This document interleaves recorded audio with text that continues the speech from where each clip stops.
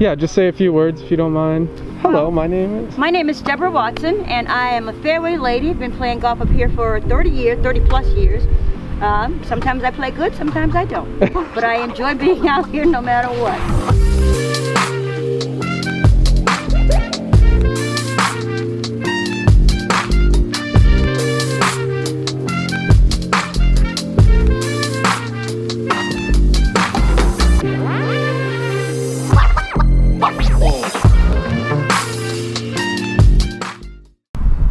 For over 30 years, Franklin Park has been home to the Fairway ladies.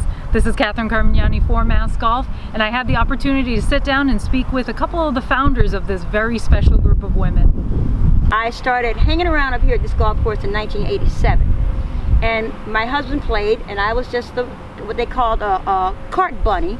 You just ride on the cart and just look.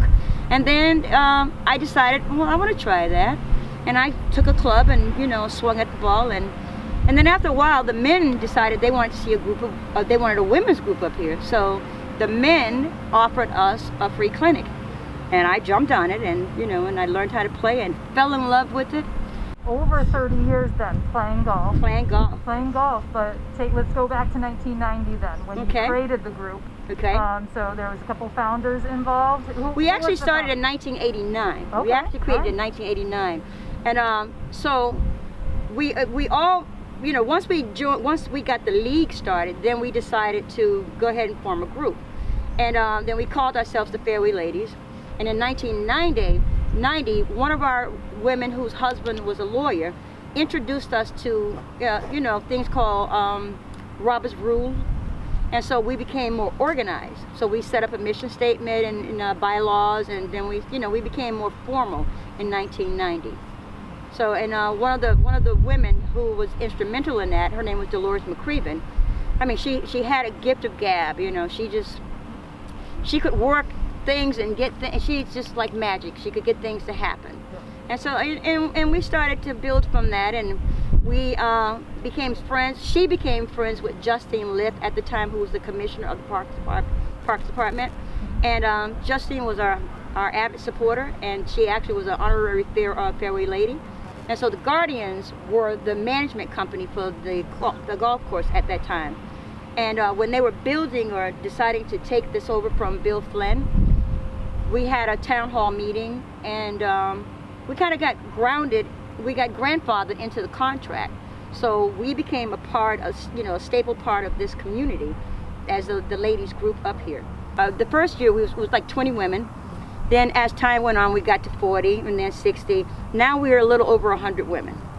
That's fantastic. Right. That's a great number, and there's consistent growth. So consistent growth, right. You expect to get even bigger after this. Yes, but we have to keep it manageable though. Yes, so true. So you touched a little bit upon those that were supporting you from the get-go, right? Dolores is that gift of gab. Then you had a friend in the Parks Department. Were there any other big supporters out there? I mean, the men kind of stepped in and said, we should have it was the men who gave us the lessons. We had, at that time, it was George Lyons who was the pro up here. Keith Walcott was the assistant pro. Then there was Archie Williams, Maceo Vaughn. These guys were all instrumental in kind of keeping things together. Tommy Middleton. They made sure, the way they structured our tee time, when we first started, we only played 9 holes, and that was on Sundays at 12. That was it. Then as we got a little bit better, then we kind of started to demand our earlier tee time. So the men made sure that they protected us. We went out at 7 o'clock was our tee time on Saturday and Sunday, and the men went out right in back of us, because it wasn't that favorable for women to be on the golf course, and men would not respect you. They would hit down on us. And so the men's group up here, that group of men, would always be between us and the public to make sure that we were protected. So, so they were very instrumental, and they were offered clinics anytime that we needed some assistance on learning how to play, or if they saw some of us out there who would just like sweep, as they said, sweeping the ball. You're not sweeping the golf course, you need to get to hit the ball. They would bring us up here, the old clubhouse used to sit right over there. So they would bring us out back and they would teach us.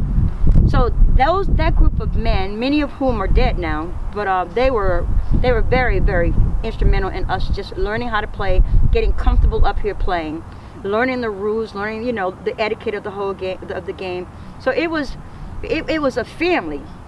Was it really about, you know, golf? Because, you know, just thinking back on it now, where you are and everything, was it about the golf, or was it about the women and bringing women of color together? It was about bringing women of color together to have somewhere to play, because we couldn't play anywhere. We, you know, I mean, women in general could not, you know, they weren't welcome, but they could play. But we, as black women, we really could not play anywhere. So this was definitely home. We didn't venture away from here. We played here and only here, unless there was, you know, once we got a little bit better, and then there was what they call the Chitlin Circuit, which is where blacks would play golf. There was Bishop in New Jersey, then there was a course down in Springfield, then there was a course in Connecticut, Kinney, I think it was called. But there were a few courses where blacks would go to play in, you know, their little leagues or in their tournaments.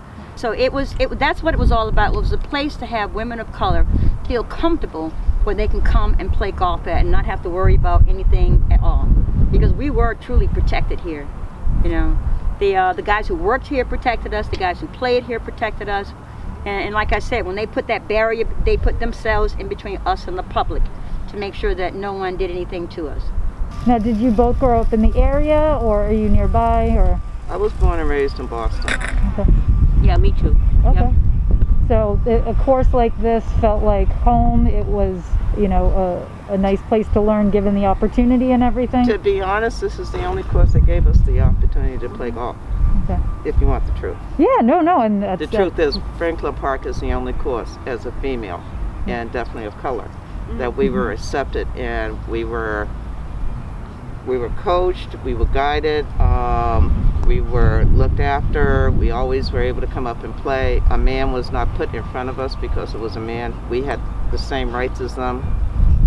It's like our tee times. We have prime tee times, and I would say there's no other golf course in the state of Massachusetts that has the tee times we have on Saturday and Sunday, a women's club of 100 people, and the support of the men that we have up here. I mean, they really encouraged us and wanted us to get better, and so it was good. Good times. We were very fortunate. Yeah, and the course wasn't as busy back then too, so we really knew each other. We knew the men. We were a real community. Great. So over the 31 years playing together, playing as part of this group, you've obviously met a lot of women come through here, and the game has grown. So, you know, what has kept you around as a Fairway lady? We're family. Yep. We're I'd have friends. to agree with that. Over yeah. 31 years, we create a bond. We've gone through our 20s together. Mm-hmm. We've gone through our 30s together. Yep. We've gone through menopause together. Some of us have gone through husbands and wives. And Yep. we have experienced all facets of life, and over the years we still have always remained friends. Yep. And to me, that has been what made the Fairway ladies in our group special. I mean, to have a friendship not just on a golf course but outside of the golf course is priceless. Yep. We're a fun group. And we I do think we so. do social activities. We do also outside afterwards. bowling. Yep. We've We've had done trivia nights, paint nights. A lot of us like to hang out after we finish our round, just have a couple of beers and.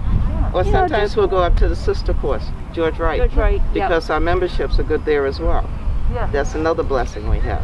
So we have been truly And blessed. we feel like we know we're blessed, which is why we try to do a lot of charity things. I mean, that's one of our primary mission, is to raise money to donate to the community, because we realize how lucky we are. I mean, I look around and I really think we're in the middle of the city. You know, we have this, and someone 150 years ago decided to set this land apart, Olmsted, and we have it.